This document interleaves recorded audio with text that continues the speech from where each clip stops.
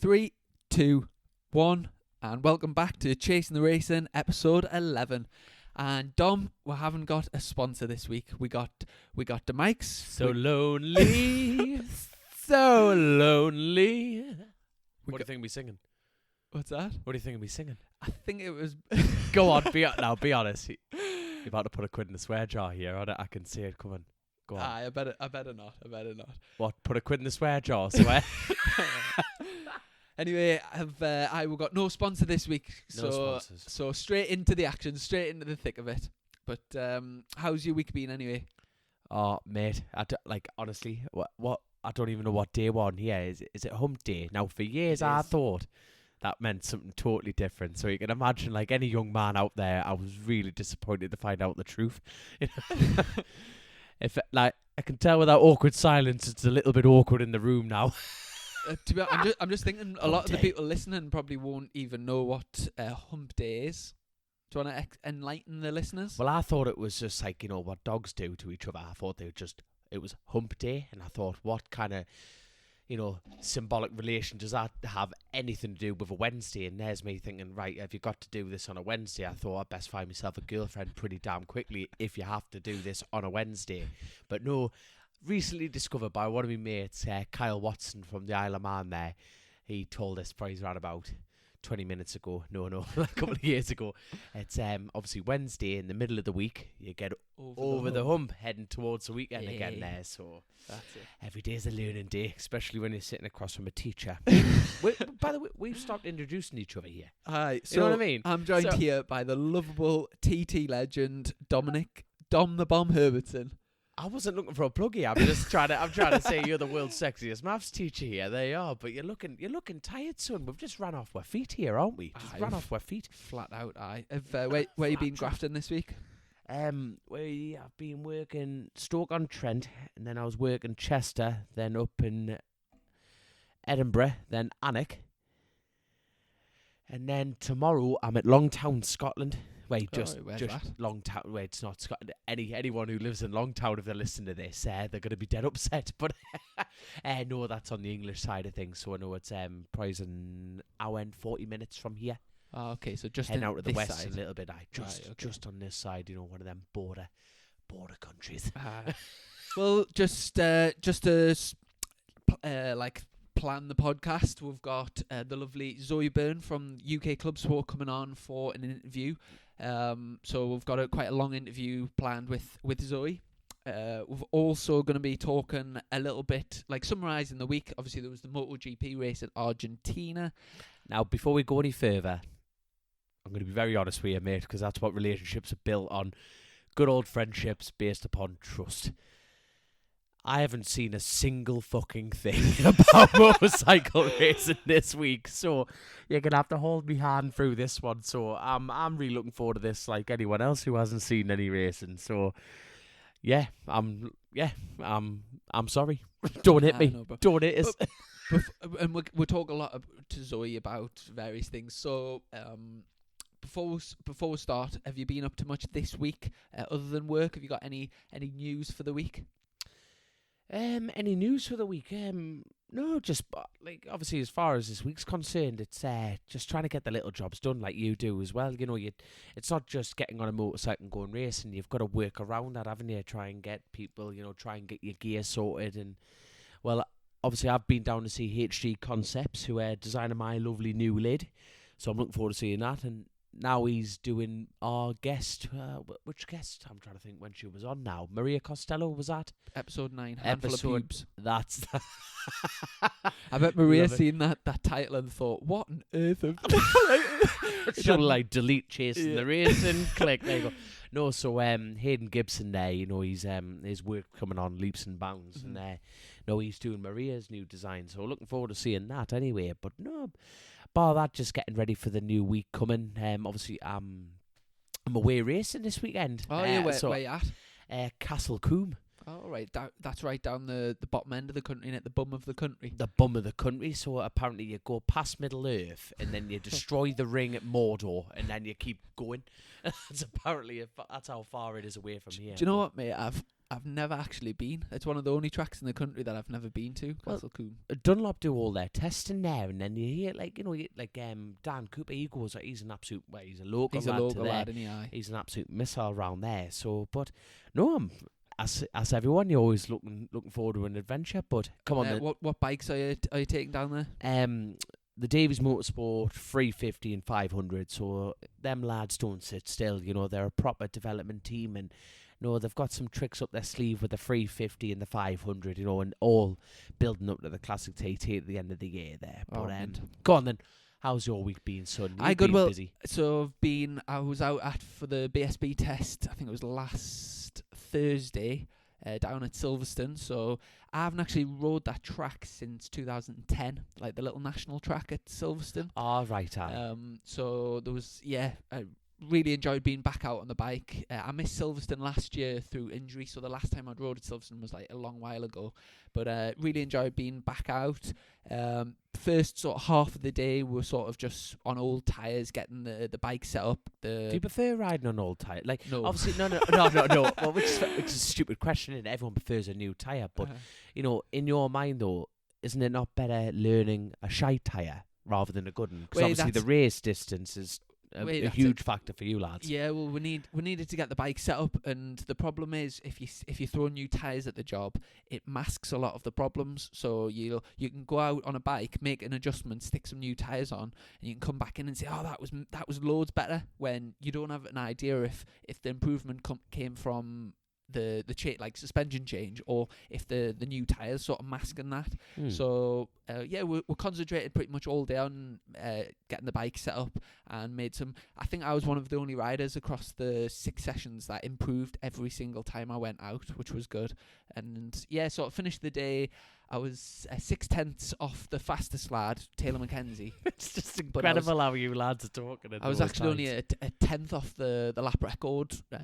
So for my first time there on the Kawasaki, I was reasonably happy with that. And we've got another test there on Tuesday before the race. So I'm just looking to sort of close down that 6/10 the best I can. Obviously, it's one of those things that it's the law of diminishing returns, where you're looking for sort of, if you're looking to close down 5 seconds, you close down 4 of them quite easily, and then it gets harder and harder as you get closer. And then when it comes to fighting for like a 10th or 2/10, and it becomes really, really difficult. Can you say that term again? What's that? Honestly, if I know this is like an audible thing, right? But if you could see me nodding, it's like I am some big words getting flung round Durham right here. Go on, say that again, but a bit slower. Like, what's that? The law of diminishing returns. Slow it down. Shut up. Tease me. Go on.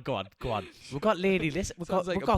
I know it does. We've got female listeners. They'll be loving this. Go on. The law of diminishing returns. Oh, he's even a bit of bass. I am impressed.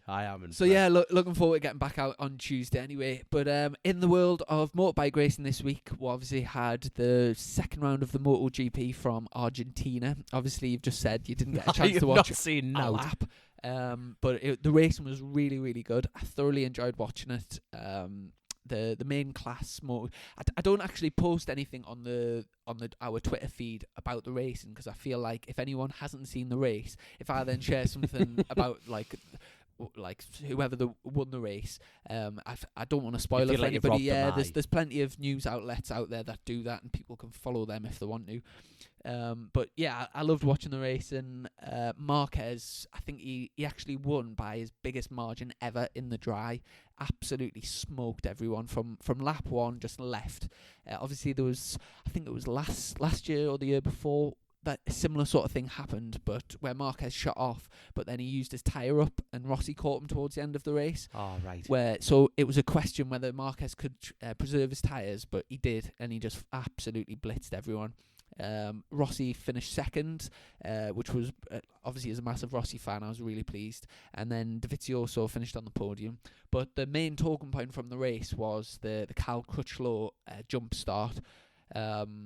So, do you know, obviously off the start, you've got your red lights, everyone's holding it on the clutch. And to the naked eye, watching the race, there was no, like, obviously if somebody clearly jumps the start, you're watching everyone still, you can see someone moving before everyone else. It wasn't like that. So he came in, did his ride through, which is like 30 seconds or something. Was that like the Moto3 race? Where was it? You know when the idiot that grabbed the lever last year. What's his name? Now, obviously, you know how Qatar, you know how they had a return lane, not like a return lane. They've added this in. It's like the long lap. The long lap, aye. So is that what they've done? No. Well, a lot of people are arguing, saying that that's what should have happened because he didn't gain an advantage at all. So if you were going to give him a penalty, it would have been fair to like let him run wide for one corner and lose like maybe a second or two, where he lost like 30 seconds, and he actually had the pace to be on the podium, right at the front. So massive talking point. Everyone's been sort of throwing their opinions on Twitter, and unless you've been hiding under a bush like me, yeah, I've not heard this. Like, but I mean, I'll show you after the pod. But if from the front view, you cannot see him move at all. Hold on, like from the side view, do you know how every row has a camera? Is that how they've collared him through so it wasn't like a naked eye call? No, well, no. So Freddie Spencer has got a new job now in MotoGP for this year, where he looks at like Cal Crutchlow by the sounds of it. he looks at racing incidents and makes judgments, and he was the one that gave him the penalty, and he's getting hounded for it, to be fair. But who by Cal? Because just everyone. Let's be honest, right? Cal Crutchlow is a very vocal person, if you know what I mean. He seems to be one of those people that definitely doesn't think before he speaks, if you know what I mean, especially when it comes to his media. So was there any... Oh, well, he obviously wasn't happy, but yes, I mean, if you look at the side video, he clearly slightly moves, probably maybe a centimetre or 2 centimetres, but he doesn't cross the line, but he moves, and then he kind of stops a little bit and then sets off. He gets no advantage whatsoever from the start, but obviously rules are rules, and you're not allowed to roll when the red lights are on. Now, his team took the telemetry up and showed that he didn't let the clutch out. He didn't release the clutch at all. So maybe he was holding himself back with his foot, and when he lifted his foot up, that maybe... I don't actually know, but you're literally talking like well, you have a certain amount of drag from a clutch, don't you? But like you say, if you lift your foot off, it could... Yeah, it was as tight as a camel's arse in a sandstorm. there was nothing in it whatsoever. Where have you been writing these down?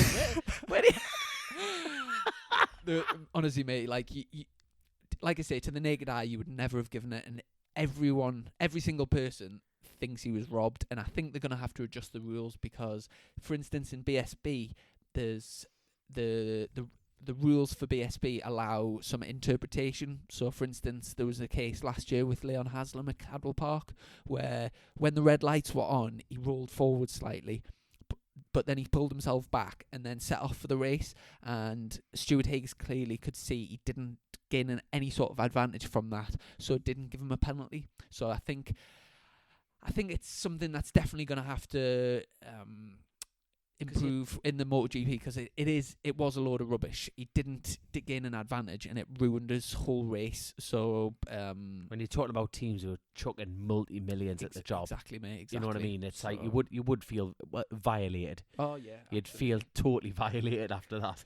I tell you what, this week I've actually updated our hosting thing for the podcast. So where I host the podcast, I've like upgraded our subscription type of thing, and it's allowed us to see all the different countries in the world where our podcast's getting downloaded. There's no escape from chasing the racing. I was sort of expecting, the majority in the UK. Like some in Ireland, some in Isle of Man, and maybe like the odd one in the USA or whatever. But honestly, mate, you wouldn't believe how many of the different countries there's been downloaded. So I'll just get it up now. So obviously the main ones, the United Kingdom, then Ireland, United States, Isle of Man, Canada, and then it goes down to like Australia, New Zealand, etc.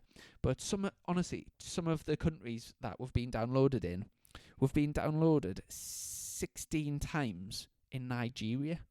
We've been this is the list, right? We've got the UK, Ireland, United States, Isle of Man, Canada, Australia, New Zealand, Spain, Netherlands, Belgium, Denmark, Switzerland, Sweden, Guernsey, Finland, Germany, Nigeria, Malaysia, Jersey, Italy, United Arab Emirates, France, Georgia, Korea, Portugal, Japan, Indonesia, Bahrain, Hong Kong, Serbia, Bulgaria, Egypt, Norway, Lithuania, India, Morocco, Argentina, Croatia, Austria, Hungary, Russian Federation, Cambodia, and we've got one listener in the Dominican Republic. I love that. Yeah, keep it going, son. That one listener, hold the light, young'un. Hold the light. But, it's amazing that obviously we just set this up for a bit of banter, and we're spreading worldwide. We're spreading the word. The only country we haven't invaded is Redcar. But it's a funny old world. But anyway, it's a funny old world. We're more travelled than an STD, man. What you on? But anyway, let's get checked. Let's head over to our interview with the lovely Zoe Burn from the UK Club Sport. So without further ado, here is the interview. So we're joined by Zoe Burn from UK Club Sport today on the podcast. Zoe, can you hear us okay? I can. Good evening, gentlemen. How are we? Good evening. Yes, I'm okay. How are you? I'm a little bit tired, Chrissy, if I'm going to be honest with you. I had a very, very late night. We've literally just finished the second edition of UK Club Sport, the magazine version, and we got it finished at 4 a.m. And then we had to be up again at 8 a.m. to send it off to the printer. So it's not a very good version of me you've got tonight, I'm afraid, but we'll have to live with it. I've just got this picture of you sitting in your pajamas going, now come on, lads, let's hurry this conversation up. I want to go to bed. I know. Me and me hot chocolate in me rollers. Do you know? Gotta be done. So obviously was it a few weeks ago the first edition came out for the magazine? Yeah, so it's monthly. So what we do is it comes out around about the middle of the month. It's our deadline's the first Wednesday of the month, and it's available on the second Wednesday of the month. So it's 3 weeks really since you guys will have had it, which I believe you both received copies of the first edition. We did, yes. We've got one right in front of us. Obviously, it's their number one edition with the lovely Gary Trevor Johnson. Obviously, about Oliver's Mount, Dave Brooks, My Bike. Well, let's get it straight. Just go buy one. I don't have to sit here and tell everyone about it. Let's just go out and buy one. Obviously, and obviously the price. I've just noticed that. Obviously, the lovely Zoe Burn has obviously kindly given us one for the show. But £4.20 is brilliant. To be fair, considering if I went and bought a Nuts magazine now, it's like £6.50 or something. Well, this is it, and you can subscribe for the year. And I'm wanting to say it's £45 for the year, but I could be wrong. It's around about that, and that's delivered to your door free. And really, what's that? What's that in the grand scheme of things? That's not even a season of cheesy chips, to be fair. So I've got to be honest.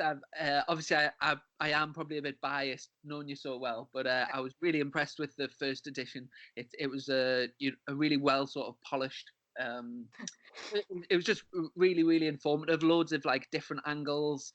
It sort of covered right across the sort of spectrum, and it was a really interesting read. So I'm looking forward to the second episode and edition. Sorry, I'm getting that episode.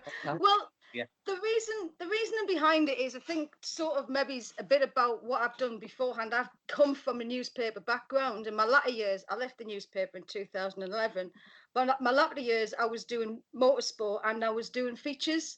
And I love features. I think you learn so much more about people by reading features. Yeah. And I also don't think a feature works on the internet anywhere near as well.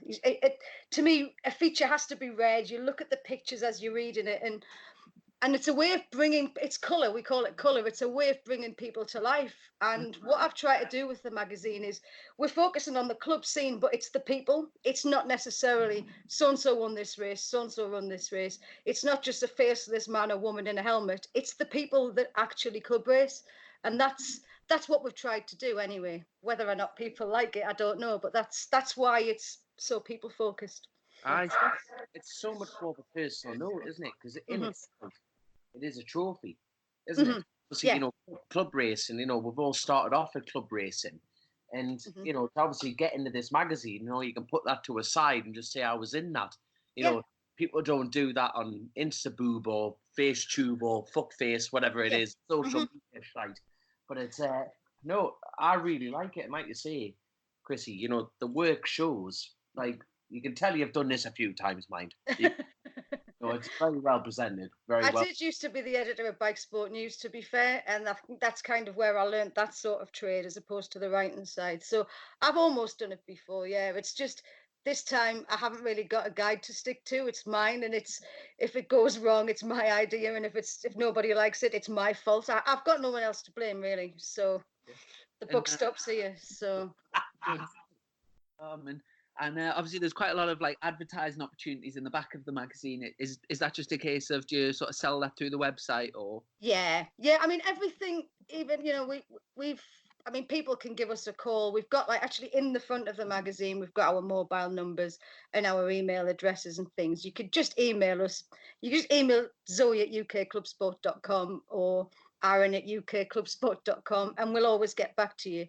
And we are just doing everything online at the moment because there is actually only really two of us doing it. There's the two of us sort of write it and create it, and we have got a fantastic designer who is the man that's responsible for what it looks like. And without him, I mean, you'd be looking at, I don't know, an A5 thing tied together with string, to be quite honest with you. That's, we owe a lot of it to him. So, yeah.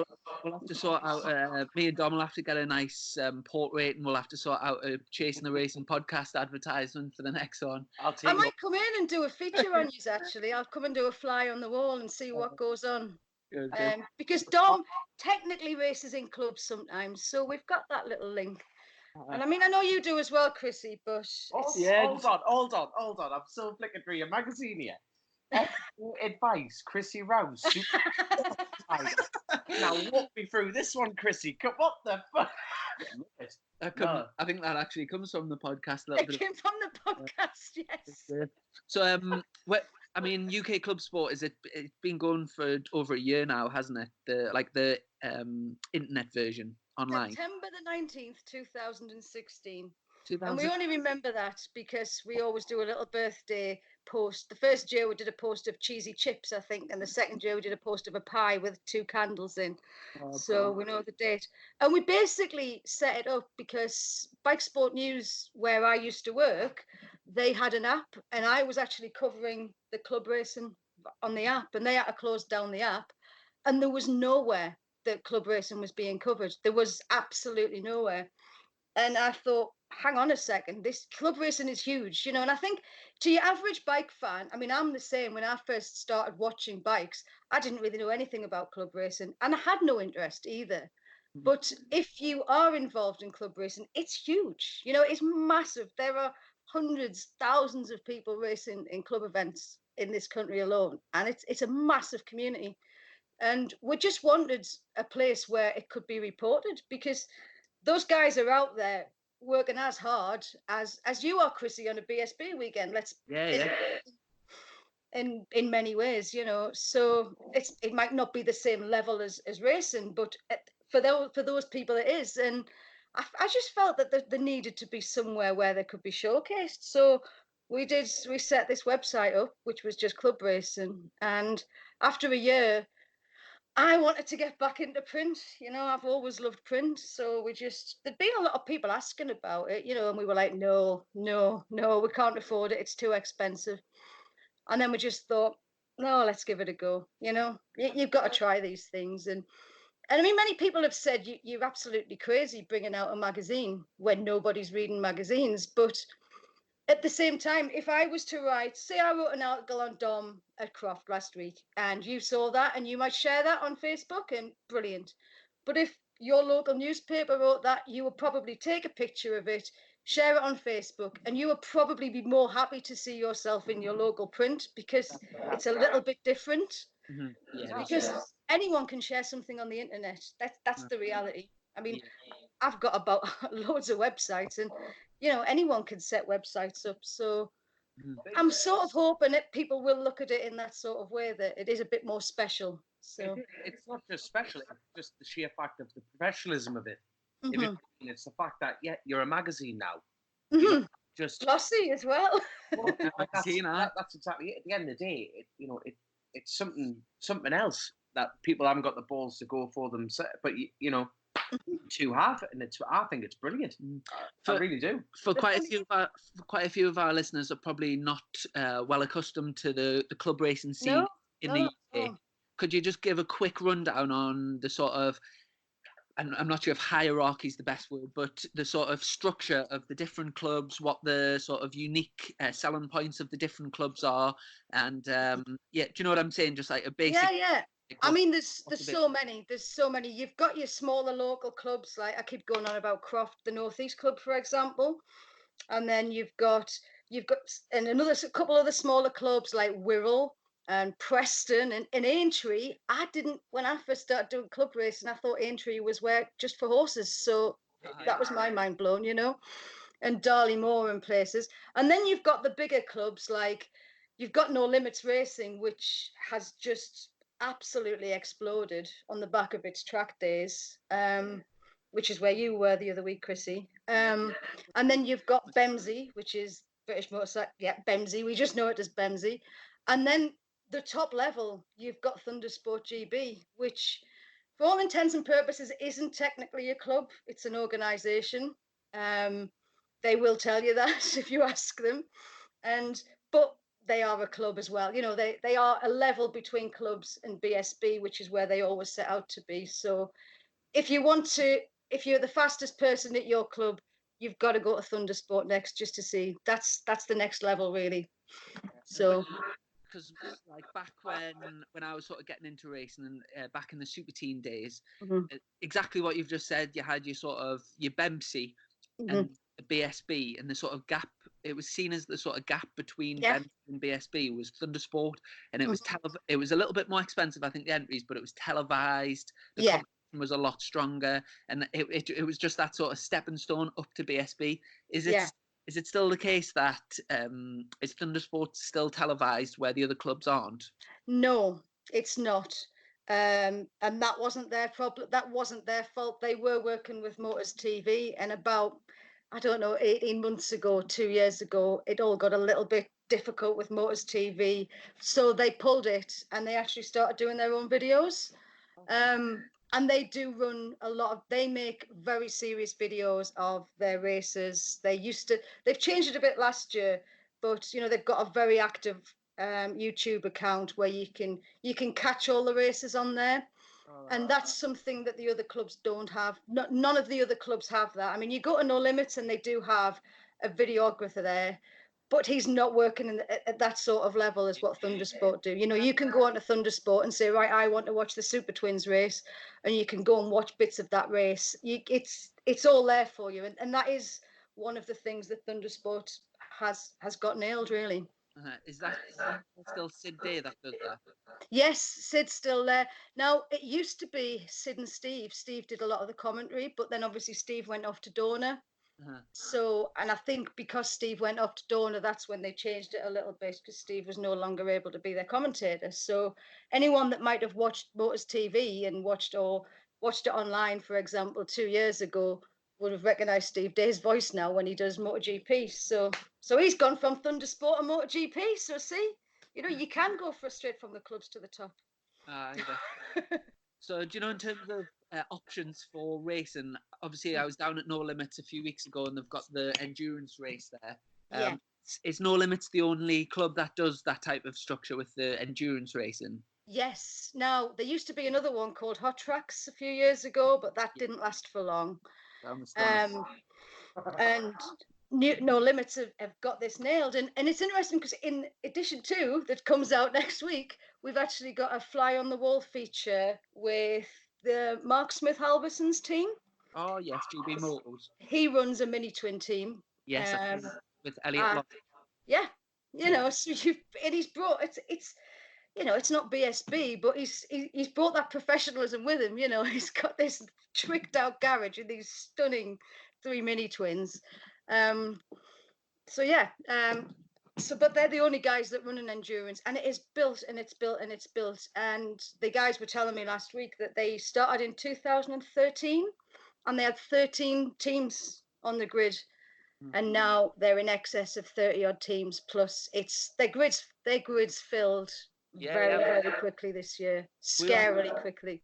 Me and Dom were actually talking about this on the pod last week, and I was just saying like what a different feel I know I wasn't involved, but like just watching the endurance and seeing the teams, so if I was in the position where I was sort of racing for a hobby and like me and my mates were going racing, I think I would probably prefer to do and like say if me and Dom went endurance racing, for example, God help you know, it would be it's such a laugh, but there's that sort of camaraderie between them, and it was just brilliant. It was a really sort of nice special moment at the end of the day watching after racing for like 4 hours, see everyone together, and it was really good. I was impressed. And you've got the Le Mans start as well, which is absolutely fantastic.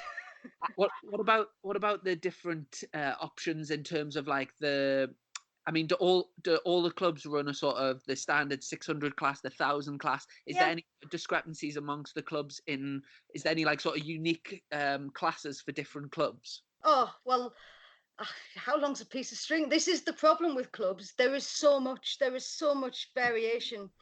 You know, if you go to, for example, if you go to NG Road Racing, which is North Gloucester Club, which is another decent club, and I should have mentioned them earlier, so apologies, NG, sorry. And they've got a lot of sort of clubs run with them. So the FSRA sidecars, the F2 sidecars are regulars with them. And they've also got the Formula Pro stocks, which is a club of its own, runs within the club, you know. And that's Suzuki Bandits and things. So you've got all of those are running there. So you've got this Purpose Suzuki Bandit Championship. You've also got the Ducati Desmo Dues, which are in issue 1, if you've got that far, because it's past the turn. You know, there is no Ducati Due Championship like that anywhere else. You can only get it here. And so there are differences like that, although most clubs have got the general 1,000s, 600s, super twins, mini twins, basically. That's a confusing one as well. And then my favourite's the CB 500s. Everywhere you go, you're going to find CB 500s running around. Borderline unacceptable. They're awesome. Yeah. I mean, I don't race motorbikes mainly because if anyone's ever seen me on two wheels, in fact, there is only one person who in like the British paddock that's ever seen me on two wheels, and that is Joe Francis, because we did our CBT together, and he is the only person, and he knows how bad I am. So if anyone ever talks to Joe Francis, ask him how appalling I was. I mean, he just laughed. He laughed the whole way through because I'm so bad. But anyway, I've never wanted to race a bike because I'm just useless. I crash every time I go out. And I sat at Cadwell Park and I watched a CB 500 race, and I thought, I need to buy one of those and I need to race these things because they are just incredible. And then I found out they were really cheap as well, which just made it even better. So who knows? I was actually going to ask in terms of like entry level racing. So if anyone's listening who say fancies a shot at bike racing, but they've never like maybe had a proper go, I was going to ask about like getting into racing, and I presume you would say that the CB 500s is the sort of perfect class, with it being very cheap for racing, but it is. But also it's very competitive and it's like a really good class. I know James Toulon came through CB 500s. I think most people have. I mean, we've got Richard Cooper actually, who'll be your rival this year, Chrissy. It's a tough one. He still races as well, doesn't he? Goes back. I imagine he might even be out this weekend at Mallory. I don't know. But I was asking him about, there's a rookie checklist in the first edition, and I asked him for expert advice, you know, a bit like I did with you. And one of the things he was saying was buy a CB 500. He says, I have the most fun. I get there, I lean it against the garage, stick a bit of fuel in. He says, that's me for the day. I just go out and I have fun. And he also says, and I'm more inclined to listen to his opinion than mine at this sort of thing, he says, you're never going to learn a lot on a track day if you go in with 1,000 or even a 600. He says, you're going to learn far more taking those first steps on a CB 500 because you're not scared of crashing it. And, you know, if you do crash it, it's relatively easy to fix it and cheaper to fix it. And they're just an all-round fantastic bike. And I should be sponsored by Honda, really. Obviously, it's a cracking class, obviously, to get involved with for all them reasons.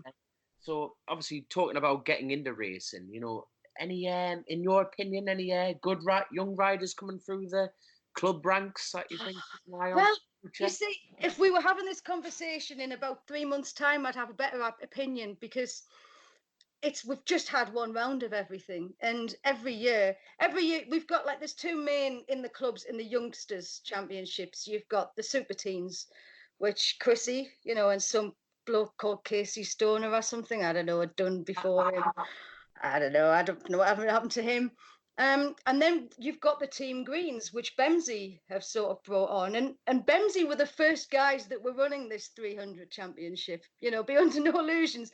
Bemsey were running the Team Green Junior Cup with these little Ninja 300s for a few years now, which is where Charlie Farrer, who I believe you spoke to, was it last week? That's where he came in.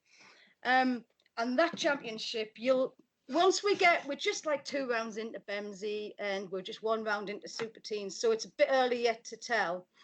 But in a couple of weeks, the next few rounds, the ones will start hitting the front, and you'll just know. Last year we had Harry Lee. Now Harry Lee's he's a one to watch.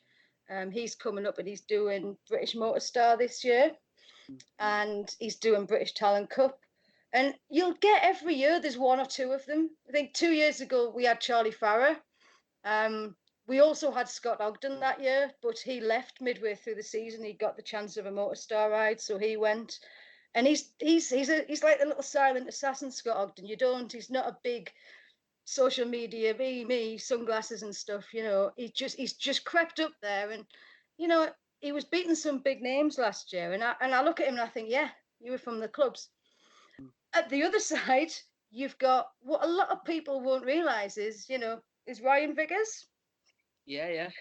CB 500 3 years ago. Yeah, I remember. CB 500, stock 600, and then straight up to superbikes, isn't it? That is an incredible. So it can be done.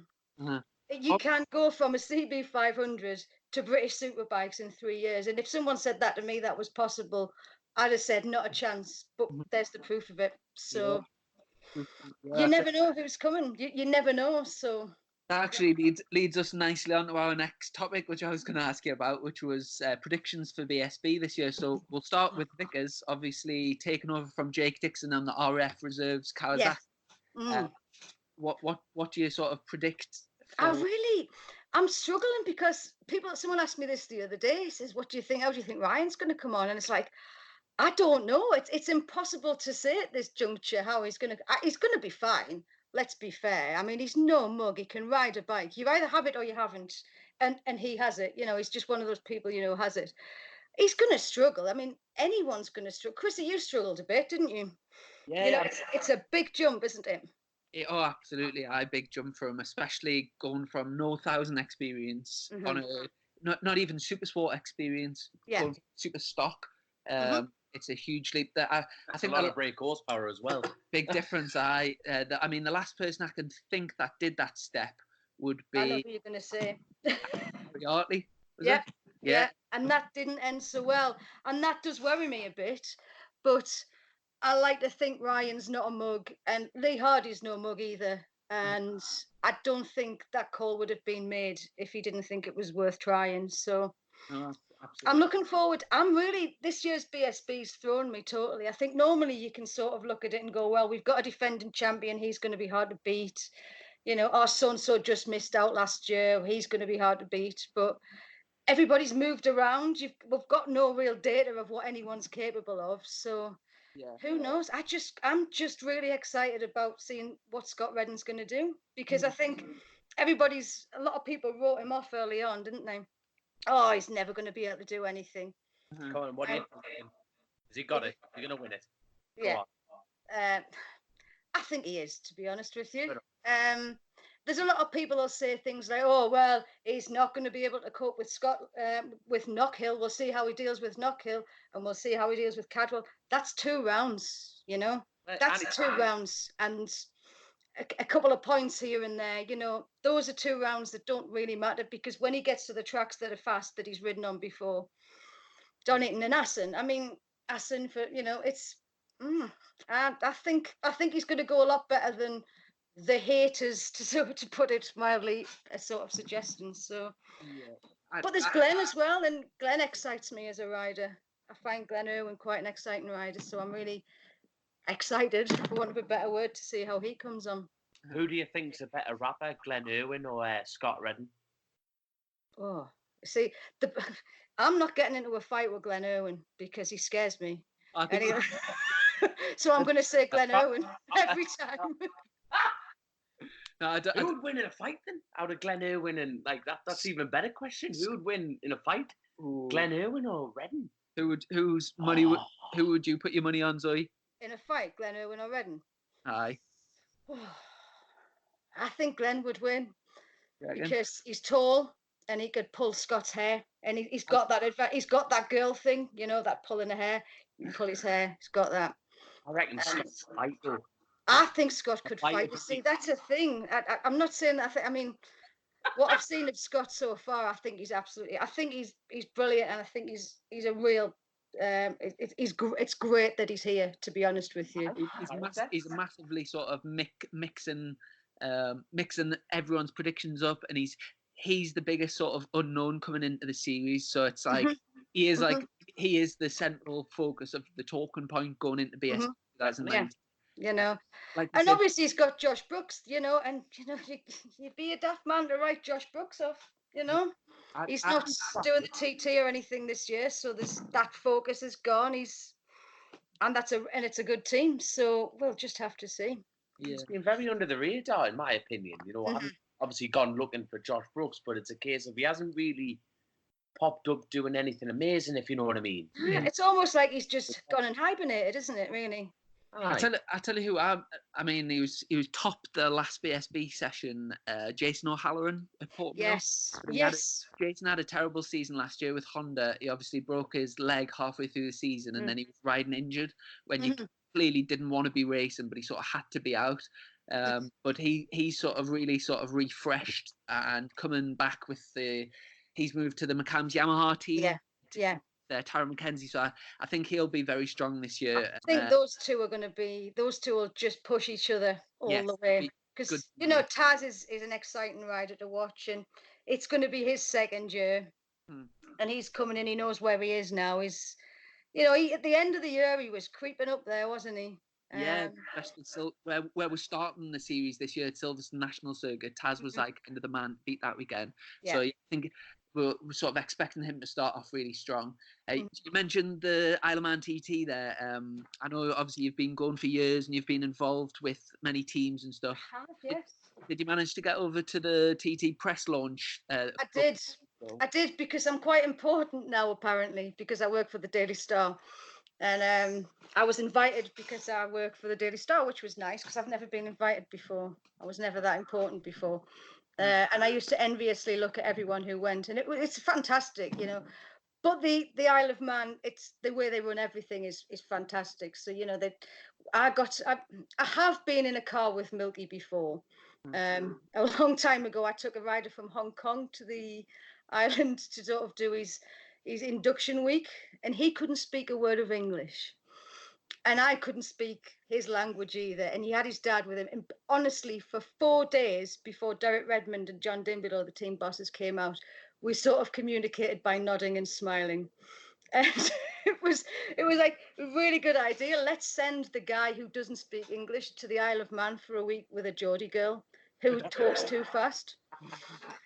And I think that week we did about 18 laps or what have you in a car, and we did one with Milky. But when I was at the press launch, Milky takes the press out in a minibus, and just if you ever get the chance to do the TT course with Milky, it's got to be something that you put on your to-do list. I mean, Dom, you've obviously done it, I'm guessing.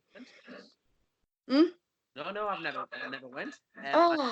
Honestly, it's almost like someone flicks a switch, and they pulled up next to the grandstand, and he's sort of explaining, because there were people on the trip who've never covered the TT before, and a lot of the press launch is about that. It's about bringing in new media and introducing people to the TT. So he sort of explains, this is where the TT starts, and they all ride through these arches. He says, so we're just going to do a lap in a minibus. And it's almost like someone flicks this switch and Milky just goes crazy. And he's like, right, so I'm doing this. You're in for here. You're looking for the Christmas tree. You're looking at this. You're heading the post. You're straight down here, 180 miles an hour. And it's just, woohoo. And he's shouting. And he's like, look at this corner, it's inviting you in, you've got to take it like this. And honestly, you come in knackered. I'm knackered after sitting listening to him. And I believe, and I shouldn't do this because it's terrible, but if you go on Visor Down, which is one of my bit of rivals, it's not really, they did a Facebook Live of the whole lap. So, and I checked earlier and it's still on there. So if anybody wants to see what I'm talking about, go on to Visor Down's Facebook and watch their lap.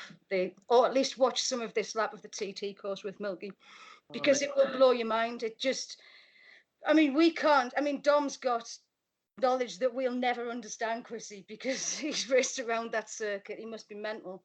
But it just, you can't, to you and me, it's crazy what those guys do. So that's what the TT launch was about, really getting us out there and meeting the riders. So we all got to interview this year's big stars. And, you know, Michael was there, Michael Dunlop, and wow, he's looking trim.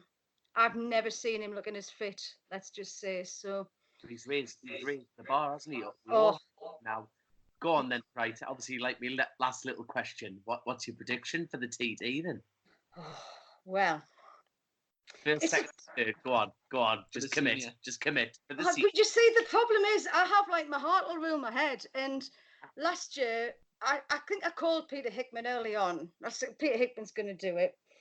But my heart, I wanted Dean to do it.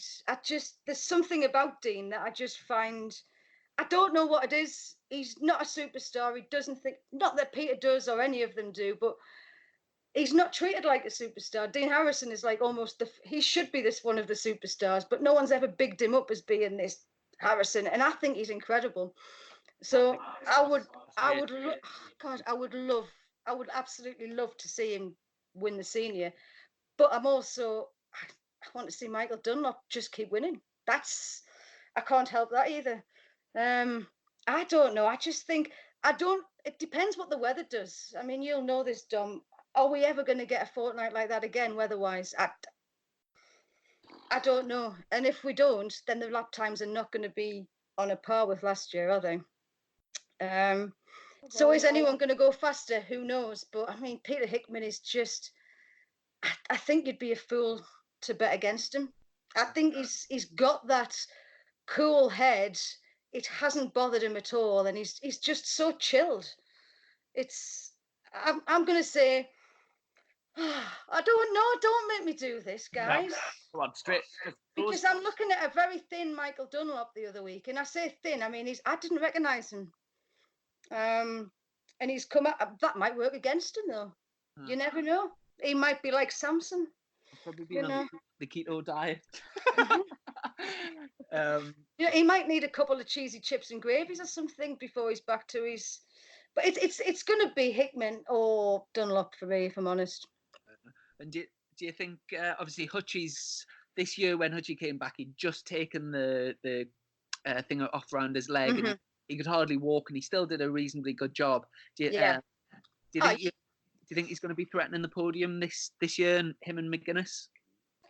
I'm not so sure. I mean, if John can come back from what John's come back from and threaten the podium, then that man deserves a knighthood. And I think he is the only person that probably could, because John McGuinness is just something else there. You know, you would never ever discount John McGuinness. Hutchie, again, it depends what Hutchie turns up. Hutchie can just throw the most. I mean, I can remember being absolutely astounded when you and Hutchie were racing together in Stock 1000, Chrissy, and he was so fast on the short circuits. He's such a good rider. Hutchie really is a fantastic rider, and unfortunately, people know him more for injury these days. And he was limp. I mean, he's still limps. He's going to limp, but he says that he can do it. But then again, everyone says they can do it because there's no point. You know, riders aren't going to say no. I'm not going to be able to do it, are they? So, what about sort of further down the field? Do you know the lads that are like coming through the ranks and like who are maybe quite new to the TT but coming up? Have you got your eye on anyone in particular who you're sort of fancying for success this year? Well, I'll tell you what's exciting is that we've got 3 Northeast lads seeded this year. Who'd have thought that, eh? It cost me a lot of money in bribes, that one. A lot of money. And my you know, I'm looking forward to seeing how you three battle off against each other. Actually, I'm going to be don't ask us for any predictions on that one because I'm not going to give any. But I'm going to have to say I'm dead excited to see what Phil Crow's going to pull out this year. I think he's going from number 13 this year, isn't he? Yeah. Yeah. Mm-hmm. Is he behind Sam West or in front of Sam West? Like, is he behind Sam West? I don't know. I haven't got everything in front of me. But either way, they're very, very, very, very close on time, the pair of them. But Sam West has always been, he's a very quiet lad of the sport, really. He's always been up there. But I'll tell you who I think's going to be the shock result this year. Sean Anderson. Yes. And what a deserving one that would be as well. Definitely, because he's on for the BMW, the NW, Noel. Oh God, he's going to shoot us for saying this, but I've got his name wrong. But Noel, anyway, he's riding him with a stock 1000 and a superbike spec BMW. Yeah, and I honestly believe he's going to be the one to keep an eye on because eventually he's been given the right bikes. You know, he's got the circuit knowledge, he's got the maturity, and he can push the living shit out of a road circuit. Yeah. So I really think he's the one to keep an eye on. I'd like to see him do well. I don't know. It's just, again, I always kind of like it when like the forgotten heroes or the ones that people don't know so much about kind of come to the fore. Even like the people like Phil Crow, who I've been writing about for a couple of years on the club scene, you know, you get that, and the people don't even know who he is, you know. And then what I get really angry about is when suddenly everybody wants to write about them. It's like, you weren't interested when he was just winning the Thundersport, were you? But now you've gone in there and demanded your interview, so I can't get in there. And that's I'm just thinking we're naming all these top lads, and we haven't mentioned Connor Cummins either. I mean, he came back. He was going well last year, and he's another one like on a Honda. He's doing the same times as John McGuinness on a Honda. Even faster, I think, slightly. Well, listen, I've got something to tell you about Connor Cummins, and I don't know how he's going to perform because at the press launch, I stood on his foot. So, if well, your first giant there, Zoe. Yeah. If it doesn't work out from this year, if he's a bit slower than ever this year, then it's probably my fault. But he's a tall lad. He shouldn't have such big feet. I felt really bad afterwards. I was like, I've stood on someone's foot, and then you turn around and it's like, oh gosh, it's the tallest man in the room. It's Connor Cummins, the local rider.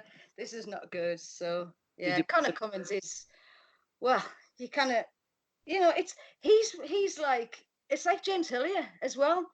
There are some guys, you know, everybody mentions the superstars, and then there's the Connors and the Hilliers who will be there and they'll be pulling them in on the podium, and yet you don't see as much of them for whatever reason during the year. And they just sort of, a couple of years ago, we actually wanted to launch, somebody had said to us, does anyone see James Hillier when he's not at the TT? And we were like, no. And we actually were going to launch a Hillier watch on UK Club Sport. And I'm tempted to do it again because actually at the TT launch, he was in the aeroplane seat behind me and he was in our minibus going to the airport. And I was thinking, I've got at least 2 photographs here for Hillier watch.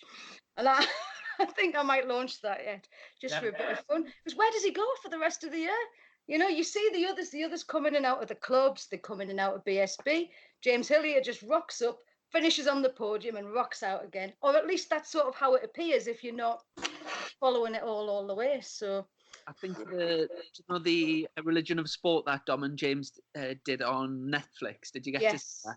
I think that sort of you know, like you say, James sort of stays out limelight a lot, and that sort of getting to know him through that was really good. And I know he works for Focused Events as a rider coach as well. So he was actually there when my dad was there, and my dad was saying he was a proper sound lad. He's really nice. He's a really nice guy. There's no sort of, he doesn't even, I don't know, he's just a normal bloke, if you know what I mean. You know, even at the TT launch and you walk through the airport, he's just very, I don't know, it's hard to describe. So I'd like to see him do well again. Yeah, he's not bothered. He's just there, you know, whatever. So for the TT this year, are you covering? I presume you'll be covering it with UK Club Sport. Are you covering it with any of the national newspapers as well? We are the Daily Star. I know, you know, people will laugh about the Daily Star. Oh, Daily Star, you know, it's all breasts and lies and what have you. And it is, well, it's all breasts. You're speaking to a couple of tits right here. What you on? Okay, all right, tits. What was it? What was it? Somebody had said it was Paul Rennie. You know Paul Rennie, the guy from No Limits. When I first got that job, he says, "Boobs and bikes, my favourite things, Zoe, my favourite things." And I mean, but what the Daily Star, you know, tabloid newspapers, it's fantastic, and they are really invested in sport reporting. You know, their sports pages are the best. If you're going to read any newspaper sports pages, go to the Daily Star and the Daily Express, because it's the same sort of company, because they've got such in-depth writers in a lot of fields, and me for some reason. And they are promoting bike racing as much as they can. They give a full page to MotoGP, you know, and you know who does that? They'll give the best part of a full page to World Superbikes this week, and the same for British. They'll give British Superbikes a page, and now they've sort of said we're going to have a special 8-page pullout, I believe, ahead of the IOM TT. So that is a massive deal to get that sort of coverage in a national newspaper.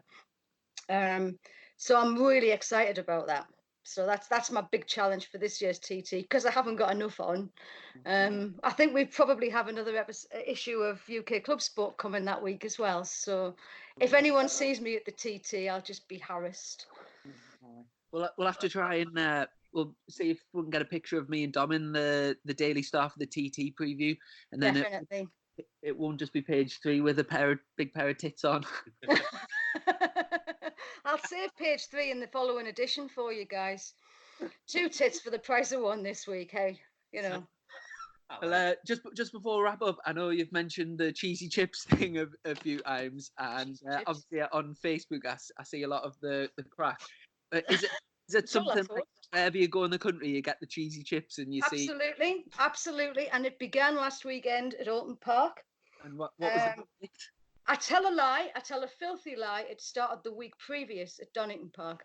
Now, what I can say about Donington Park is they've upped the game, because last year the chips were a bit blah, but this year's cheesy chips were pretty good. Now, if you go to Alton Park, for example, they'll give you the option: would you like them warmed up? Would you like the cheese melted? Now, that's not an option that's being given anywhere else.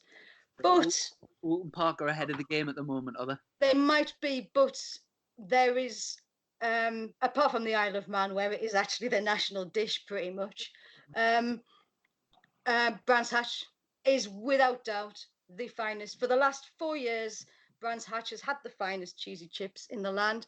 And to that end, I'm actually going to do a championship table this year.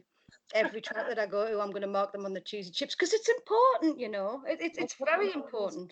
Get it in the magazine. You got another page 67. That's what you want to be putting it on. 66 pages in this one. I think I might do the cheesy. I've always wanted to do the cheesy chip sort of Champions League, so I might do that. And then at the very bottom, I'll stick Hillier Watch, because that's still. And if anyone can get a picture of James Hillier eating cheesy chips, that's a cover. Really. I'd buy 3 of those magazines straight up. There you go. Well, Zoe, that's it's nearly 3/4 of an hour there, so we've almost filled a full podcast. Can I just say before I go, I just want to say a well done to Dominic Herbertson, because I was at Croft the other week, and I tell you what, them were 2 canny little races you had, weren't they? Do you know what? He doesn't like talking about himself. He's the most modest man I've ever. Well, I'm not having it, because actually I watched the second one from the commentary box. Another lap and a half. You'd have been there, and it was really good. So never mind, he needs to stop being stop hiding his light under a bushel, as old people say, you know. We're still really good. Waiting for the have you had your TT Super Twin number through yet? No, they haven't. They're just juggling a few things round, so no, but there's a few people out there that have got their numbers. I don't know if they've changed. Like Daley Matheson, he had his numbers out, right, but I don't know if he's change his numbers again. Apparently, what I've heard on the grapevine is that they're just juggling it around for like one of the top lads. Yeah. Is that you being difficult again? That's you being a superstar. Hey, beggars can't be choosers here. in the top 20. But no, so they're juggling a few things around there. So that's a little bit fresh off the press on that bit. But we don't know if they're going to, because obviously the seeded lads in the big bike race, that's all done. Yeah. Don't know if they're going to alter their order in the super sport or even in the lightweight. So that'll be interesting. I love the lightweights, I can see me, as I'm getting older, I'm like in my CB 500s, and I became such a obsessive about like super twins and mini twins and things like that, which until I went to the TT, I'd had no idea what a lightweight was. I worked in super bikes. So that's always one of my favourite races of the TT. So, no pressure there, Dom. But no, but James's bike there, James Cowaney, just him and Adam, Neil and Chloe, they built an amazing bike there. So, and obviously having the honour to ride that thing is brilliant. But all seriousness, the bike is absolutely outstanding. And you saw that at the weekend, Yeah. But the rider, someone had to ride it, Dom. Well, basically, Missy gave him a cushion in the front of the lever to pad a little bit more. You know what I mean? So, but you did well, Chrissy lad. You did well. But I thought you were looking a bit tall, to be fair. Dom's grown up. I thought, hey, it's a small bike, that isn't it? Really tiny bike there. So hey. But all what's got left to say, Zoe, is thanks so much for coming on the podcast, joining us, and thanks for having us. Really looking forward to getting our next episode, next edition of UK Club Sport magazine. Just remind us, so if anyone listening, if they want to purchase the yearly subscription, do they just go to the website, www? Yeah, I think it's ukclubsport.com/subscribe. But if you just go to ukclubsport.com, there's a big thing saying subscribe, and at the bottom you just click on magazine. To be fair, it's easy to find because we're sticking the link everywhere we go at the minute. So yeah, and we've got a shop there. You can buy hats and mugs as well. Oh, brilliant. Spread the word. We'll spread the word. Thank you. Well, hopefully I'll see both of you very soon. At a track somewhere. Yeah, absolutely. And I'll get the next cheesy chips is on me. Oh, fantastic. You've never you did buy his Korean chips once, actually. That doesn't count. That doesn't count. It's cheesy next time, Chrissy. There you go. Chrissy, they've changed the recipe at Croft. It wasn't the same Korean chips. I'll leave that with you to go away on, but it's not as good, the curry this year at Croft. So right, okay. Well, I'll let you get off to sleep because obviously you only had a couple hours last night. I know. We'll catch up with you sometime soon. But yeah, thanks very much, Zoe. Really appreciate it. Cheers, lads. See you soon. Bye. Bye. So a big thanks to Zoe Burn from UK Club Sport for cracking interview. Really enjoyed the chat. Obviously, I'm a bit biased because I know Zoe so well, but I wasn't just blowing smoke up her arse about the magazine. Like I generally was really, really impressed with it. It's a great read, and I would definitely recommend it for people who listen to this podcast. It's the natural sort of read because it's kind of a lot of the stuff we talk about, but you can sit down on the toilet and have a flick through whilst having a dump. But anyway, run out of toilet paper. No, I'm joking. UK Sport. I am joking. I would just like to say we have a donor for the podcast, a private donor, Phil Kemp, and it's his birthday today when we record the podcast. So I would just like to say happy birthday, Phil. Happy birthday, Phil, lad. Thank you very much. And this is episode 11, and we said after episode 12 that we're gonna round up the charity swear jar money and make the donation to the William Dunlop Foundation. That's it, mate. Yeah. So obviously this episode, which we've stuck a bit of cheddar in, and then we've got one more episode before we round up. So plenty of swearing in the last episode, and we'll make cram it in. I tell you what, mate, we've got some money in that jar. It's looking good. Which is pretty. Obviously, I said I opened my big mouth and said I'd double it, which I've got no problem with. And your dad is actually kindly gonna double that as well. Yeah, that's now, not double it and then double it again. Damn it! I thought we had you down on a stinker there. But so whatever we'll get, then that amount you'll stick in, and then my dad will stick in the same. So hopefully we'll get a fair few pound, and it's going to such an amazing cause. So, and don't get me wrong, if there's anyone out there that wants to come and join in on the double as well, we've got contact details. We can, if anyone, or just make any donation. any donation towards a charity. That's awesome. Every penny goes straight to the William Dunlop Foundation. Yeah, that's it. So. And we'll obviously we've got it. We'll all write it down and count it all up, and we'll go from there. But no, so nearly at episode 12, young, and you've done well without killing us. I wonder which country will invade this week. Add to the list. Now that Brexit's getting screwed up here, we might have to leave the country to be fair. There you go. No, looking forward to it, man. Excellent. So best of luck down at Castle Coombe at the weekend. Are you doing any more track action the rest of the week? No, the following week. We're going to just try and get the bikes completed. At the end of the day, it's like you can't rush hard, can you? There's no point going out on the bikes till they're obviously the ZX10, the ZX6 for the Davies Motorsport team ready for the TT. We're just trying to get a few finer things sorted on the bike before we obviously go testing on it. But no, fingers crossed. Obviously, we'll keep. I'll let you know about that, Chrissy, and we'll get it put on the Chasing the Racing Twitter page when we're going out, only if I go well, and then I'll do a bit of backfeeding on the information on that one. But no, so what's your plans for the weekend before we go? Well, obviously I'm out at Silverstone on Tuesday, BSB test. Final time I'll ride the bike before the first round of the BSB, so proper looking forward to that. And obviously at work I've break up this week, and I've got a nice 2 weeks off for Easter. Do you fancy picking up a chainsaw? Come and help me. I might come down into the woods, give you a hand, labourer for the day. Oh, good stuff. But no, I think obviously me and Chris were chatting beforehand, and obviously we're going to have this episode 12 end of season, and I think we're thinking about potentially restarting it after the first BSB. Is that not fair to say? I mean, what is it next week? We'll have a preview into the BSB, and then I think it'll be like 1, maybe 2 weeks off and back, and then we'll obviously have our first round to talk about BSB, and you'll be out a few times by then as well. So. Well, that's it, and obviously that's to me, and obviously not just saying that because you're sitting opposite. Obviously, it's the BSB, the British Championship, and most of our listeners are part of the UK. Obviously, part of that one. Poor sod in Nigeria or wherever he is. But no, obviously I'm really looking forward to seeing how you get on, and obviously you're anxious to get going. But no, we'll reboot it after that. But we've got one more to go.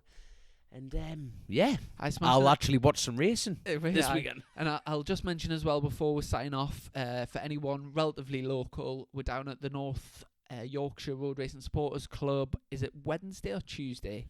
Tuesday or Wednesday next week? Tuesday, I think. Tuesday. We'll let you know. Yeah, I'll post it on the Twitter, but I'm pretty sure it's Tuesday next week, and that's for the GJ Speed Fit night. So we've got Jack Valentine, team boss, with Glenn Irwin and Ben Curry. So is James Hillier there as well? Or? I don't think Hillier's there, no. All right, so just the BSB lads. Just the BSB lads. And obviously Glenn's going to be doing the Northwest 200 on the Kawasaki. He's a roads lad, so we've got everything. Yeah, so that'll be a cracking night for anyone relatively local if you fancy coming down. Obviously me and Dom will be there as well, so spot on. Well, thanks very much, Dom, and I'll speak to you soon. Cheers, Chrissy lad. Take care, Stay mate. sexy. See you later.